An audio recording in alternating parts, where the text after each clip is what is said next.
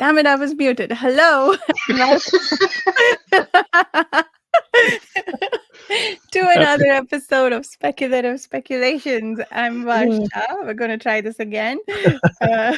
I'm- wow. I am 5 nickel. All right. And ooh, that gives me an idea. And what are you, Chris? I am Compass Mentis. I don't know. Let's just be Chris. There's me. I'm trying to work out what 5 nickel is in real money. It's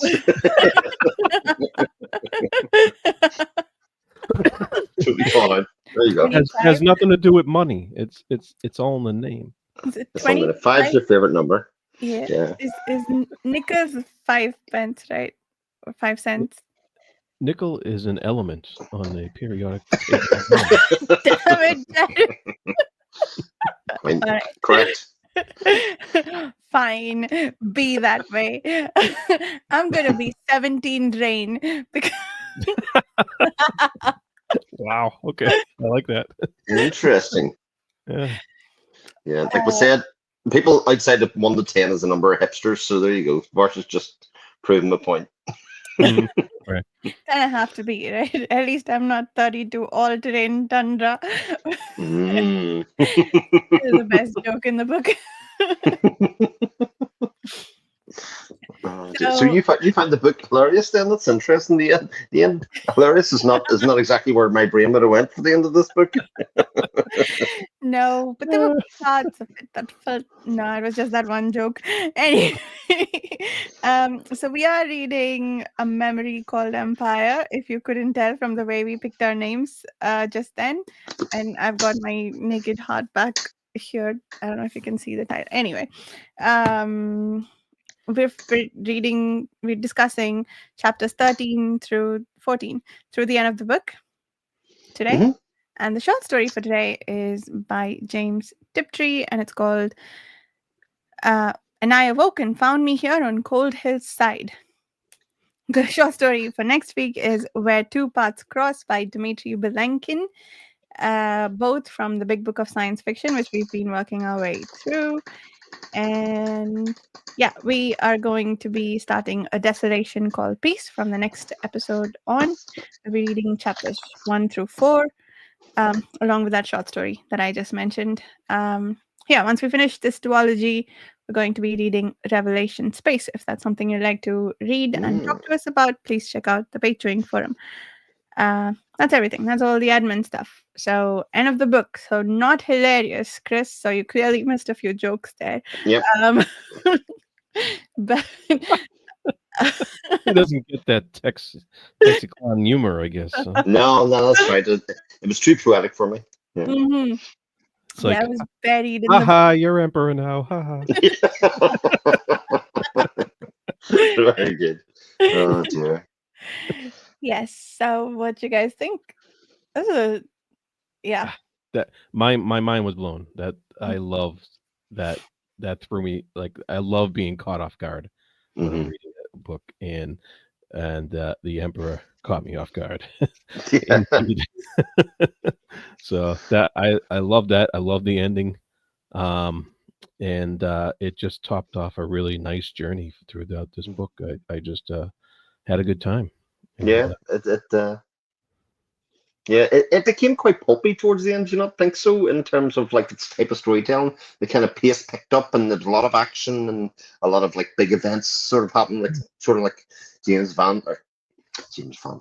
Vance, or even it's very reminiscent actually. If and when we get to it, of Harley and Dark actually with Christopher Rocchio, I sort of got that very similar idea of it. So there's parts of Harley and Dark that are very like this, and in fact. I can see a lot of similarities between these two books. Well, that's cool. Yeah.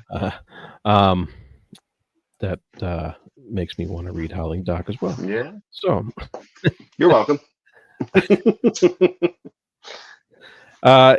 So that lots of cool stuff, and even though this was the biggest chunk, that we read, I didn't feel like it was big. It didn't feel like it was any more than what we have read previously, mainly because we were kind of just itching to get to the resolution, Yeah.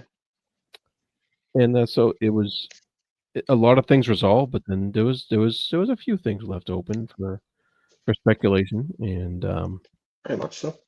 and for we know now it's a duology, so um, it's all cool, very cool stuff. Yeah. So we know it's a duology, so we know that there's more story, and we'll probably get to see some of the war and the aftermath. But did it also feel to you guys like this could have been a standalone? Like it ended, it had a nice little bow in the end, and the alien could, like, maybe we don't care about how that war went, and we can just wrap up here. And Mahit and Iskandar, to a certain extent, got their happy endings, and so did Three Seagrass, in as much as that can be called happy. Um, it did feel like it left enough openings for a next book, but also that it could be pretty self-contained too. Yeah, yeah, I agree. You could easily put a bow on it and say, and off they went to the war, and that's it, Yeah. Yeah. So, but I do like the fact that there is some stuff seeded for the next book, so that's Yeah. Yeah. Rather than this being a too big continuation of the same story, it does feel like the second book will be a continuation in the world, but maybe with not very many of the same characters. I think almost 19 as they will be a predominant part of the obviously, next story. You would think so, but maybe not Mahit. I would imagine Three Seagrass will be in it, but in a slightly different capacity, obviously. And I suspect we'll see some continuation of the Imago technology now that it's sort of been in the black market hands, if you know what I mean. They've been giving it to the Mhm. underground. And I think, like, we've been talking about the whole way along here. This book's so rich in kind of themes and kind of ideas and that kind of stuff. Like, it would be a shame if there was nothing else in this world to keep on exploring. Absolutely. The aliens supposedly can't be negotiated with, and they are difficult to reason with, and so on. So I'm wondering if the Imago technology will play some role in being able to communicate with them somehow. But we'll see. Still very curious about the city and the sunlit and how they all work together. Mm. Doesn't Maybe we'll get some more answers there. But I like how Iskandar says, well, if you ever find out, you would have gotten more information than I did in my 20 years here. So it's almost like we're saying, nope, not going to talk about that just yet. Or maybe not ever. Yeah.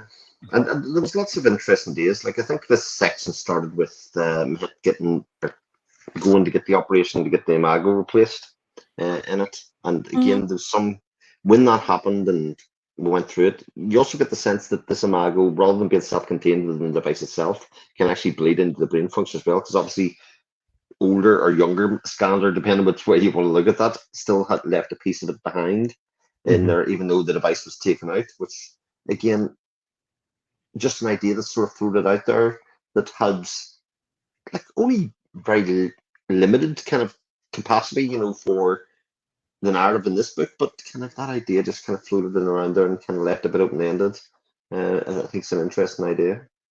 yeah. Yeah, I really love how she transitioned that section when she's waking up from the operation. Mm, I loved how that transition went, how she's thinking like a Skander, and yeah. then in different ways and not the same way, and it was broken up into sections and nicely, and there's all these different feelings and different ways of thinking because Mhm, it's like the pronoun changed to he because she was thinking like as Iskander, um and it happened a couple times and it would flip mhm. back and forth, and I just like that whole transition. I thought that was pretty well done. A lot of fun. Yeah. Yeah, that was maybe my favorite section in this book, and there were a few, but and also how that maybe is gentle commentary on how much we change as people over the course of our lifetime. Like 25-year-old Iskandar, they're not strangers exactly, but they are alien enough to each other that they're like different personalities, and they're all integrating Mhm. into Mahit. So yeah, it's pretty brilliant. And I guess the previous time when Iskandar was still functioning and Mahit said, "What?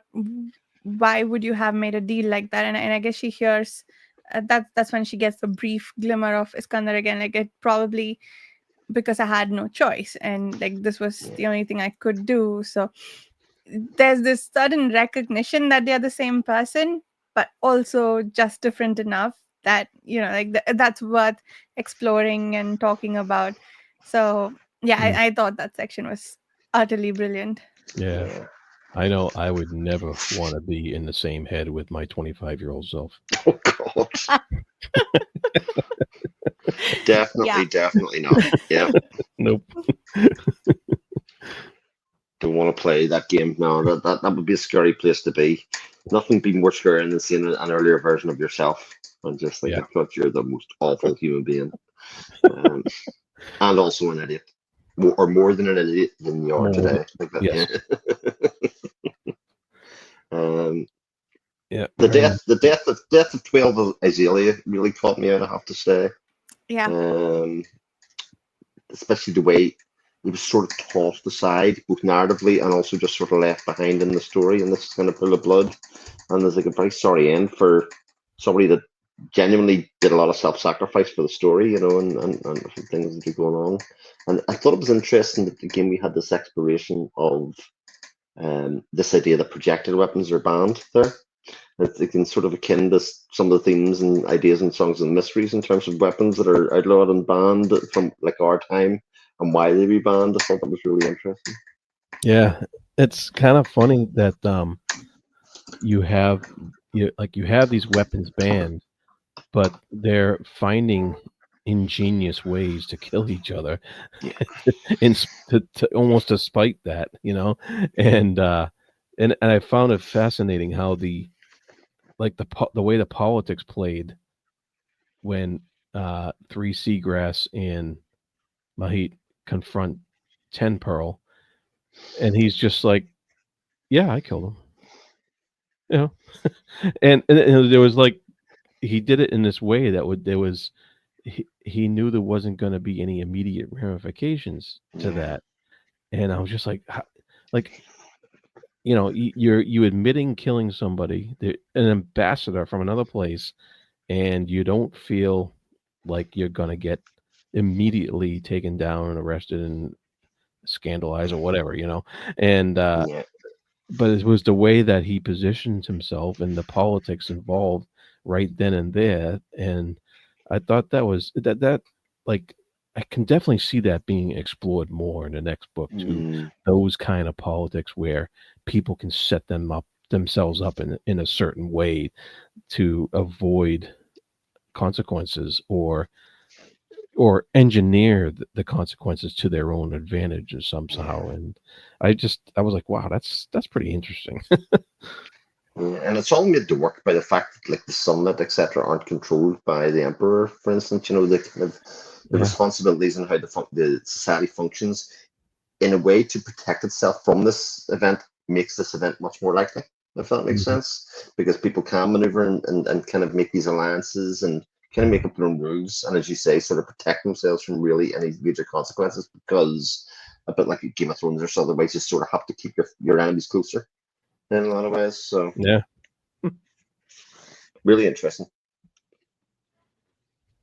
Yeah, and the reveal that wasn't quite a reveal that 19 had sort of participated in uh, the death of Iskandar and also initiated Mahit's Hmm. possible demise, but then stopped her just in time because she just couldn't go through with it, which made her suddenly human too, because like she has this cold edge, which we've been told multiple times, that allowed her to kill someone she was clearly very fond of, but then she couldn't do it all over again. Mm. Yeah. And that's interesting. That's a very interesting point about 19 Adzi, because um, when they would talk, who was it? Iskanda was talking to, I forget who he was talking to, but it was like a flashback. And I think he was talking, I Right. think he was talking to 19 Adzi. And, um, or maybe he was talking to Mahit in her head. But either way, he was talking about how much he loves the emperor, and how much that this emperor, this particular one, is has this presence, but he's uh he's not crazy, he's not Yeah. power hungry, he's not cruel, and there aren't all that many good emperors even in poetry. Yeah. Yeah, he was talking to 19 Adzi, and looking back now at that line and looking ahead at what happens, um, it's like, oh, that is kind of setting us up to accept 19 As as the successor. It's kind of yeah. kind of all building up to that, and it's it was pretty brilliant how she seeded that kind of thing all the way through the book until they actually happened with the Mhm. emperor's just damn amazing actions at that point. And I like how some things are just sort of left unexplained to a certain extent. Like how did eh, like Iskandar's affection for the emperor and 19 ads, and his complete and utter willingness to forgive them for for well, I guess 19 ads nothing for the emperor for what she did. Um, I guess Mahit is just feeling that without questioning it, and she doesn't really want a history, and we don't get a history on how Iskandar came to be in that place of that kind of affection for both of them, which I thought was a very interesting way to approach something like that.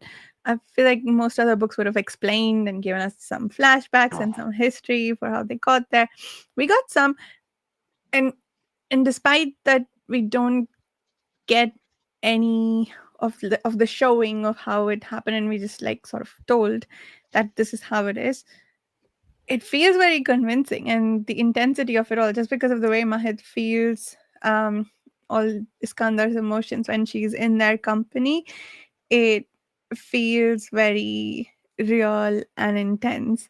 And Mhm. it's like, yeah, it's fine. I don't need an explanation for that. It's just enough to know. It's like looking at it from the outside and seeing some people interact and they have a certain dynamic, and that's the way it is. You don't really need to know their history. It's just what it is. So I thought that aspect of it was really cool too. And the fact, like, obviously, Iskander was murdered, but it did make me wonder that the act of murder was maybe made easier by the fact that both the Emperor and 19 both knew that he actually wasn't totally gone from the earth because he was going to live in the amalgam machine of somebody else. And it made me wonder that actually maybe 19 saved Mahit because that actually would have been the end of Iskander completely then. Hmm.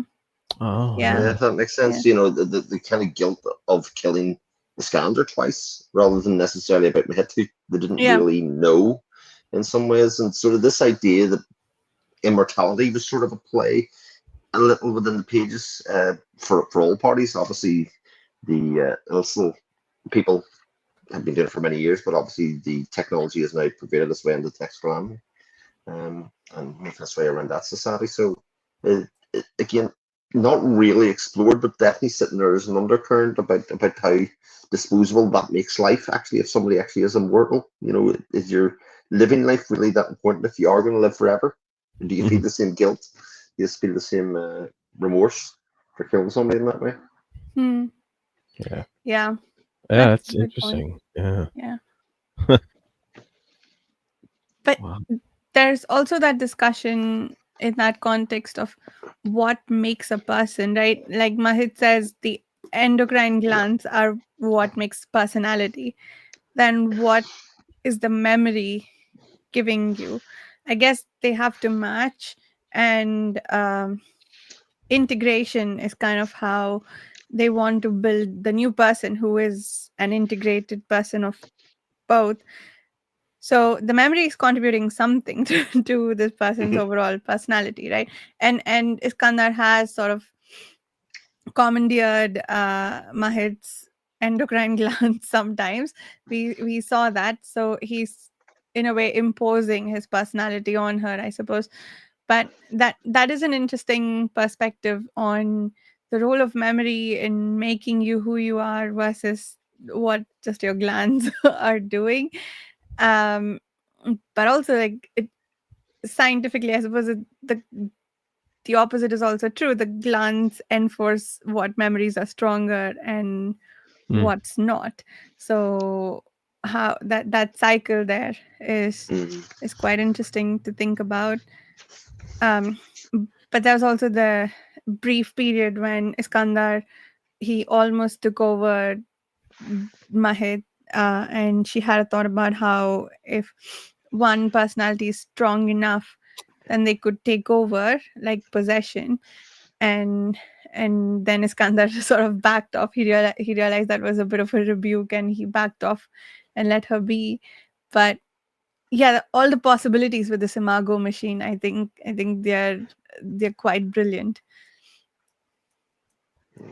Yeah, and like mentioned earlier, um, with the loose thread of the Imago machine being on the black market, I think that was also brilliantly done Mm, because I loved how the she needed this operation.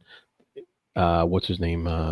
12 Azalea hmm brought them to the absolute best, quickest place that this could happen through his contacts. And they're in such a rush and they're under such duress from the situation on the outside that it plays into this technology falling into these people's hands without it being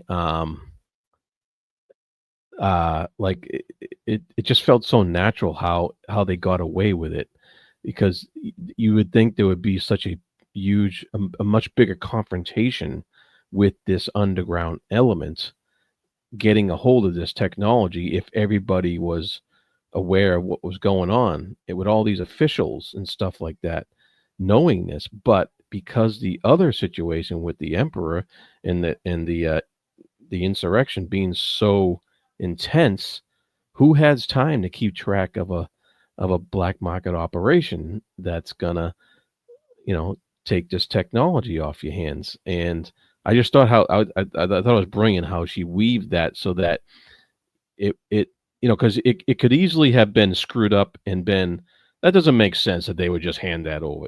It could have easily been a case like that, but it wasn't. It was actually just I thought it was brilliantly done. I thought it was very nicely handled how that happened.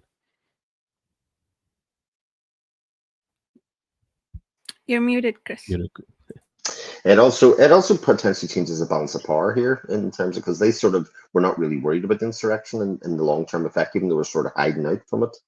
mhm, But the fact that the nobility were trying to get this Imago Shane from eternal life to have this emperor live forever and then potentially all the rest of them, but now it's in the hands of the underclassmen again. Sets up the next book and the potential of the kind of balance of society to be sort of altered a little bit in that regard because I think this is a very class based system by the sounds of it. There definitely is an elite who think they're untouchable and can kind of do what they want and sort of mhm. playing it a bit like a game. Yeah, yeah, very very Roman like. Yeah, yeah, very much so. Yeah, and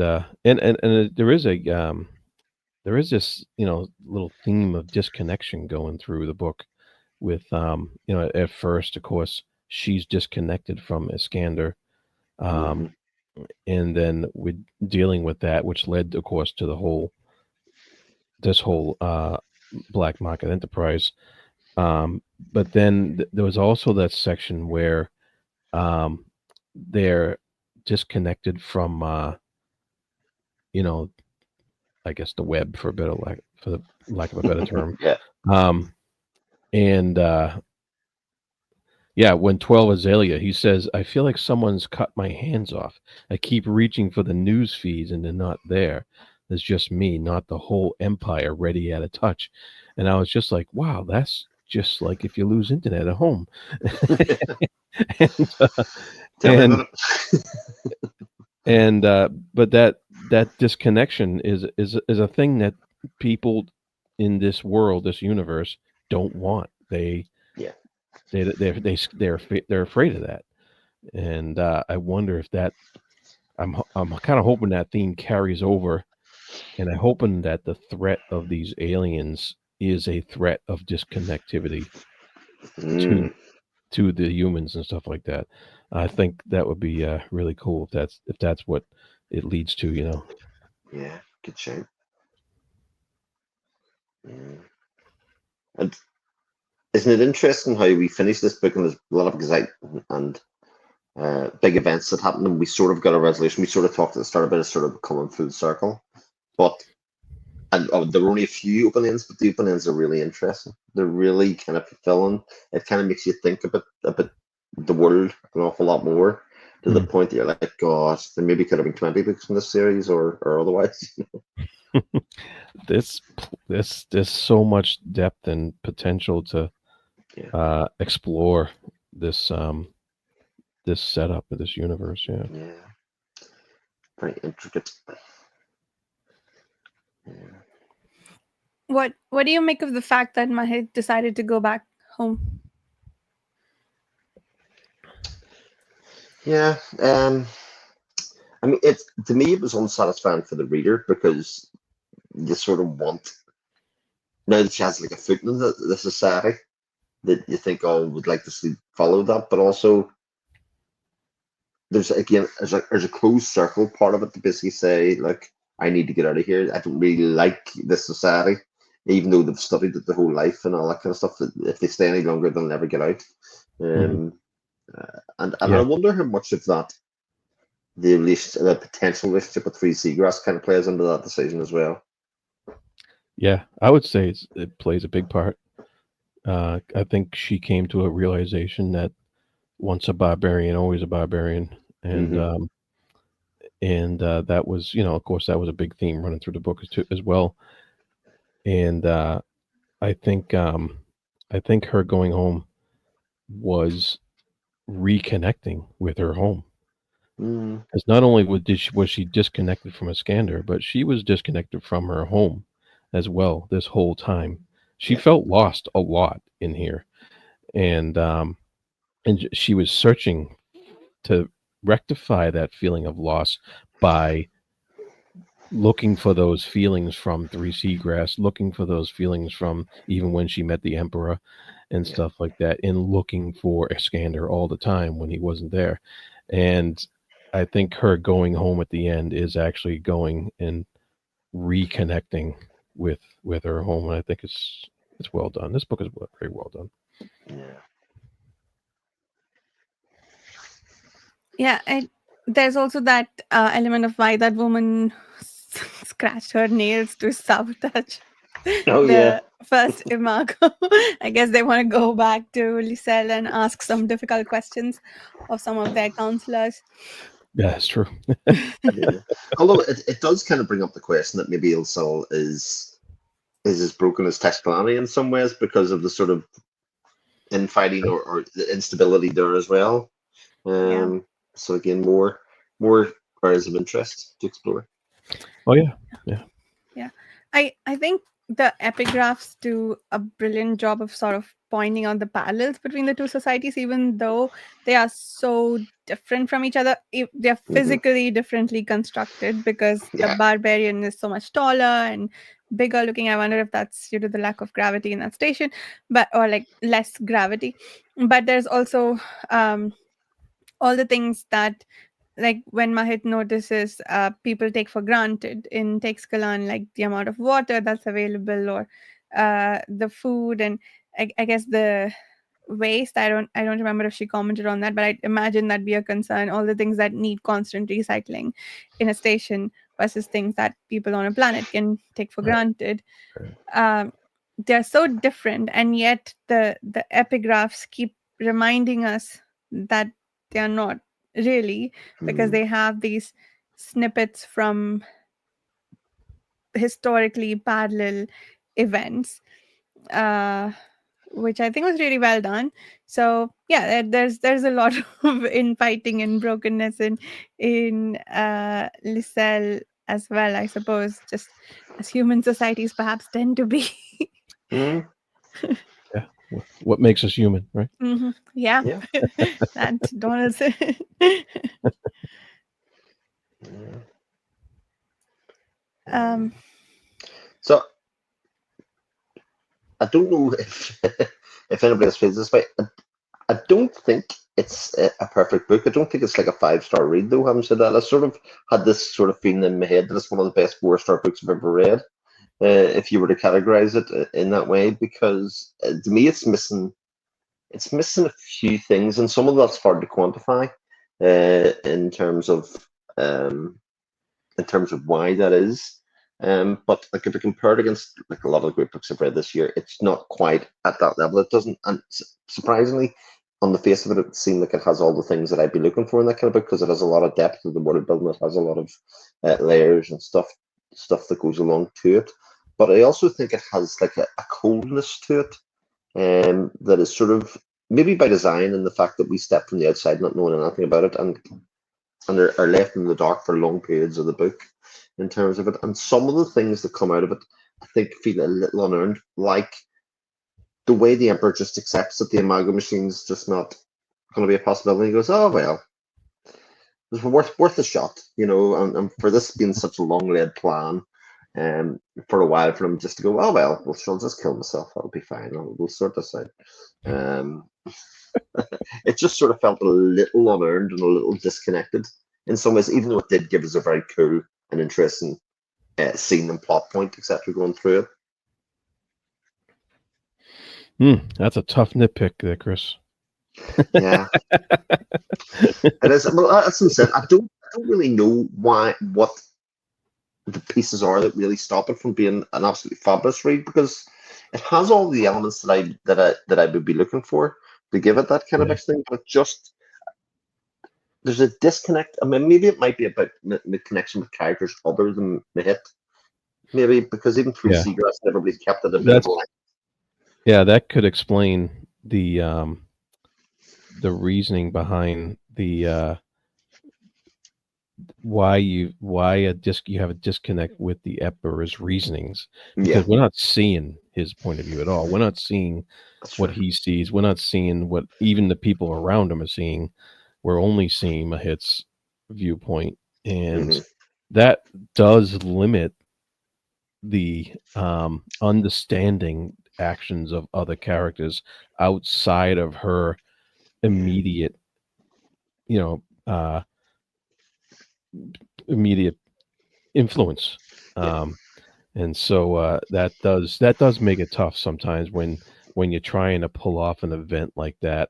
yeah, And I'm sure the author had plenty of reasons in her head why the emperor is doing this, but it can't be conveyed just through Mahit's point of view. It would yeah, have to have been, and maybe we'll get a different point of view in the second book, yeah, absolutely. and maybe we'll get more answers there. Yeah. yeah, I agree. I think some of the groundwork was set up for that particular event, like not set up per se, but it's Hmm. referred to as like something that emperors have done in the past. So he didn't like out of the blue decide that this would be a good thing to do. It was some precedent that was established. But I think to your larger point, Chris, about like best 4-star book, I think I feel the same way. I I do rate books unlike you, and I would probably give this a 4-star myself. And and I think that it is profound in certain aspects that it deals with. But there are some things that are, and maybe like my reasons are different than yours, but it's just for a book that's so much focused on language, it's really easy to read, but there's like certain phrasings or things that felt a little convenient sometimes and not Hmm. like really beautifully written or something. It's on the edge of that, like it's a lot of it is really nice and beautiful to read, but there are Yes. also many sections that are just um like there's a little sort of jarring juxtaposition of really easy to read prose versus something that's That's a like, very yeah. interesting point. Yeah. Especially like we've read another geology this year, and Hmm. it's hard not to compare because the two things there are actually quite lot of parallels between the Earthseed geology and this, and maybe and I do remember that my feelings changed from book one to book two in terms of some of those things in that geology, and felt that it became really earned in the second Hmm. book. So the same thing could happen here for sure in that way. But the idea that the prose isn't quite as lyrical or as great a say an Octavia E. Butler or some of the other people, especially for a book that relies an awful lot on the language of poetry. Yeah. I some of that felt a little disconnected. I mean, I got it, and I got Hmm. some elements of it through the book, but it didn't connect the whole way through the book and say with the same way that even Embassy Town did in this kind of dual speech. And it became very much a facet of that book, and they used it all the time. In this book, it felt like they leaned on it just at certain stages when they were trying to do something, if that made sense, rather than being a fabric through society all the time. But Yeah. that could come through more in another volume for sure. Because even the Yeah. Earthseed epigraphs only really hit in Parable of the Talents rather than Parable of the Sewer. It was only as I went through those and I went, oh, wow, this is much more meaningful the second time around. So I look forward to exploring that more. Yeah. Yeah. Yeah, I guess, yeah, like you said, I think with Embassy Town, we probably get like proper examples. We do get a few examples here, but a lot of the, I guess, the double meaning and the layering of the language, we're hearing about it from Mahit. And she does a very convincing job. Like, I totally buy Hmm. into the complexities of the Texkalani language. Yeah. It's just, I guess maybe a few more examples through the text maybe would have served to be more convincing. But again, like I think these are Well, these like are what, nitpicks. Yeah. yeah, what Jared said. What do you call it, Jared? A hard nitpick, but Yeah. yeah, very much so. I mean, Hey, that's what this we is a have book here. I Yeah. like a lot, but just from being all glowing, it's not a perfect book. At this point, certainly, I'm a reading. It's something I really enjoyed, and it honestly is the biggest remedy Yeah. the remedy book that we read beforehand. So did you see what I did there? Yeah. Yeah. Oh, I got it. is that how that's pronounced? Remedy? Well, it is now, but It it should wasn't be. a joke that I was it was a wordplay that I was doing. Remedial. Nice. Yeah. Um, Well, this book was just missing, a flashback that explains why she was afraid of space bears. And We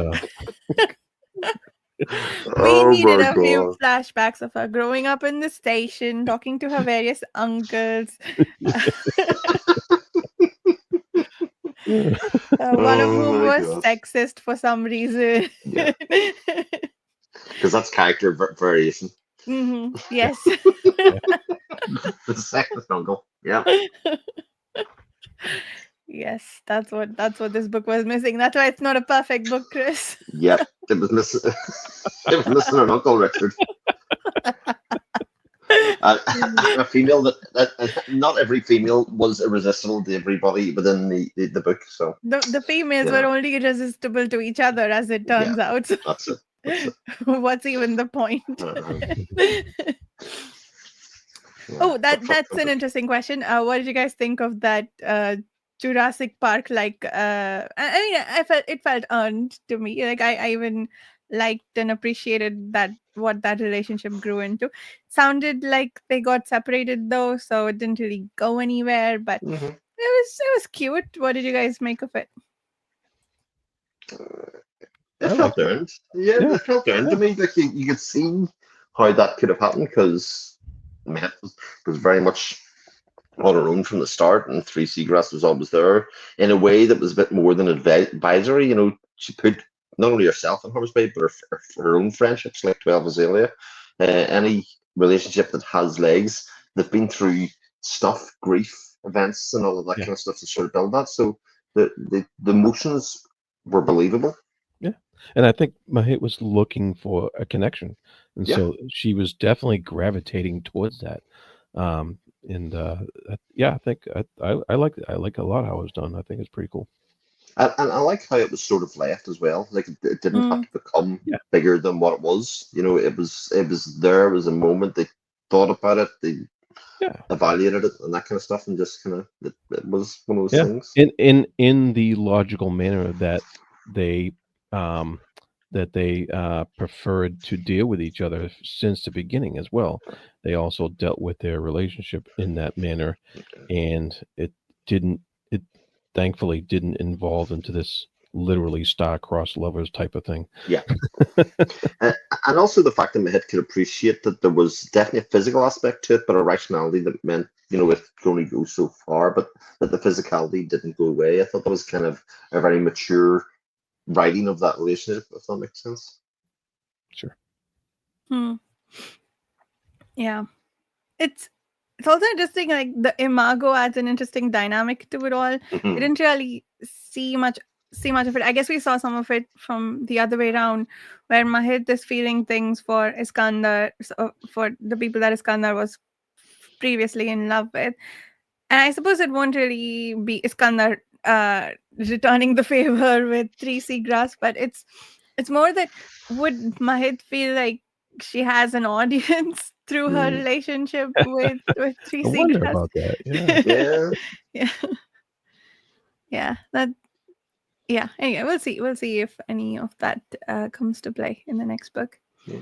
But any other closing thoughts before we move on to what is it? What's the short story calling it? Something about a cold hill.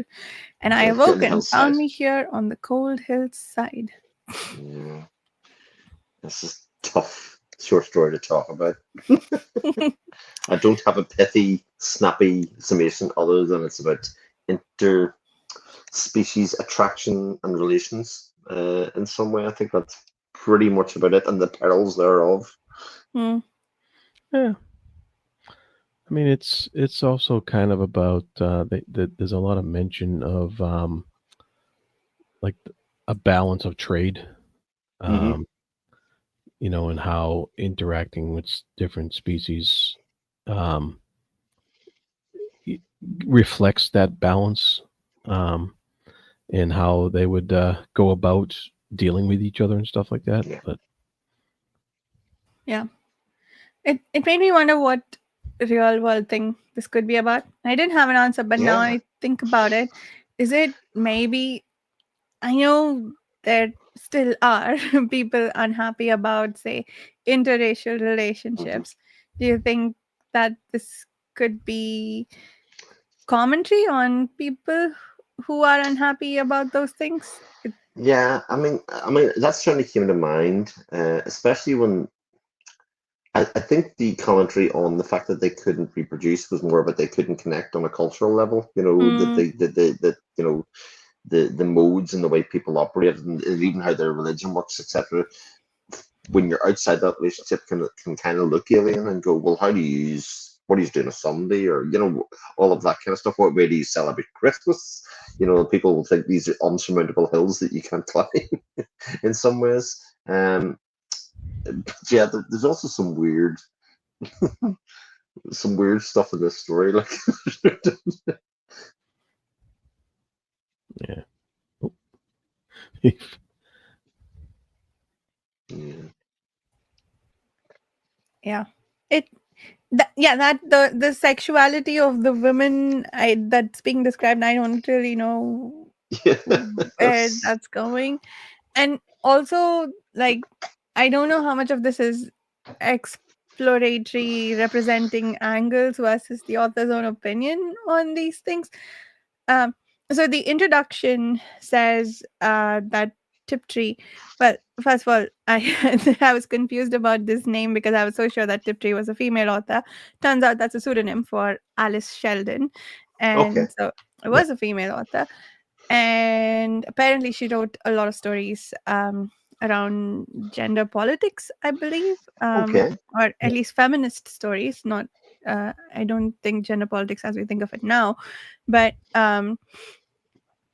so I wondered if this story also has any gender elements to it.